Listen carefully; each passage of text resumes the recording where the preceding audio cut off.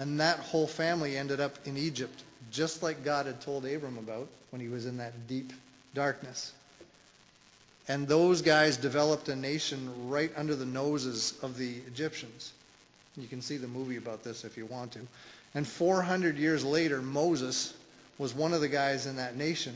And God had Moses march that group of people right back to the very place where God had made these promises to Abram. Figure out how that happens. The very things that God told Abram that many years later. God's 400 years later. God's going with this group of people right back to the very place where those promises were made in the first place.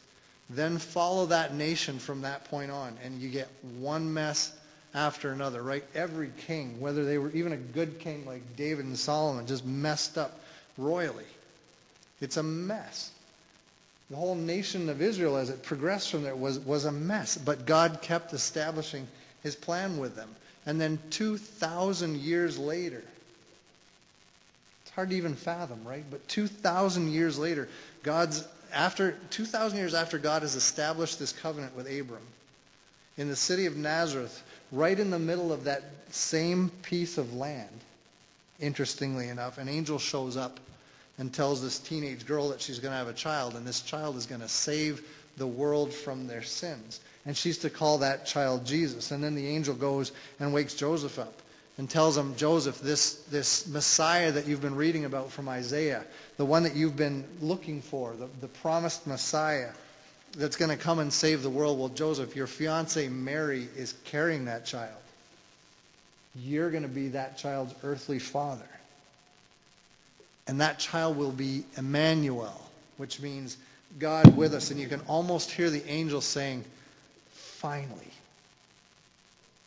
Because after 2,000 years of God pursuing them, Jesus would be born as the fulfillment of what God had promised Abram 2,000 years earlier. That's mind-boggling. God is not about to give up on us. He has done unbelievable stuff to pave the way to have a relationship with us. He has been in pursuit of you for a long, long time.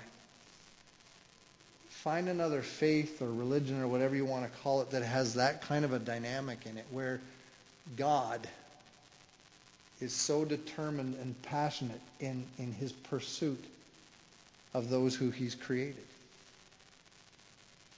You know what I've learned over time? My negative experience in life, my negative experience I had with the church, that wasn't enough to keep God away from me. As messed up as I made things, that wasn't enough to keep God away from me. And he didn't let that ugliness in my life become an insurmountable obstacle between us. He wasn't going to let me hide behind that rotten experience forever. And I tried to hide there for a long time. But God was determined not to let me hide there forever. And I've talked to so many people over the years who have had just awful experiences with church and with people who are claiming to be Christians, and we sometimes hide. A lot of people hide behind those stories. And you know what? I think God would very much like to hear us tell him about those stories. I think he would like very much for us to be willing to share that stuff with him, because we have that in common with him, don't we? His own son had some pretty ugly experiences with religious people. He's got the scars to prove it. I believe God understands our fear. I believe he understands our trepidation and our emotions, that if we take it to him, he won't let those fears be an insurmountable obstacle between himself and us. He wants to move those. He's worked too long and too hard to let that kind of thing rob us of relationship with him. Do you have trouble trusting him? Really? Is it just hard sometimes to trust him in the middle of stuff that's going on? Do you ever find that you're just suspicious? Because either the way he's doing things or the way he's letting things happen just doesn't make sense according to the way life makes sense to us?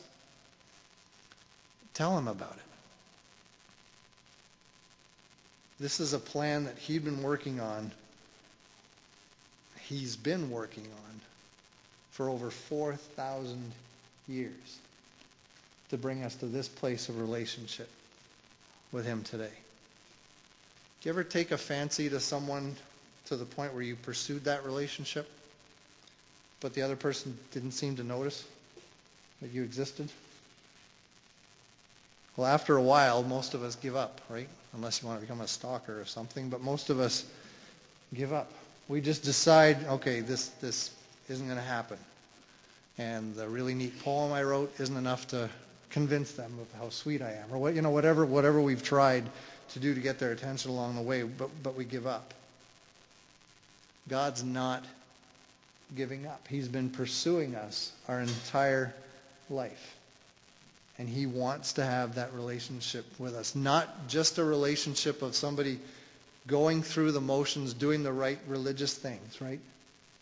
Going to the places they're supposed to go and, not doing the things you're not supposed to do and keeping your checklist. That's not what we're talking about. We're talking about a relationship, one in which we can approach him without fear of rejection.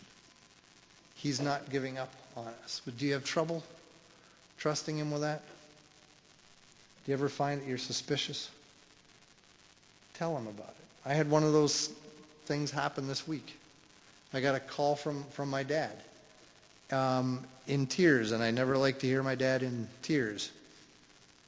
But he had just gotten some news that, they've decided that my mom probably needs to be transferred because of her Alzheimer's to the lockdown unit at the home they're at. And my dad's devastated, and he feels guilty. And I said, Dad, how do you feel guilty? And he goes, well, and most of you would know my dad has been paralyzed for about 55 years now from polio.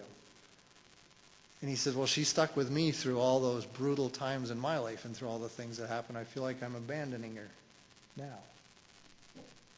And I talked to him for as long as we could on the phone and talked to him again later that night and came up with a couple things that we're going to do in the interim. But I got off the phone and I'm driving and I'm just immediately, it's like, God, what are you doing? And I got suspicious right off the get-go. Like, this is the thing, this is the very thing, this is the word. And Dad at one point said, I just wish we could go back to the dream we had of how this would unfold. And that busted me in two, because it's like, why?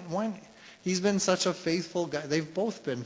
Give them one dream, why not? And so I get suspicious. And I wonder, what are you doing? You could change that. And I immediately start, that's why I said at the beginning, I realize how close I am to blame and suspicion. That's the cry of our hearts, Lord. We want to be just like you.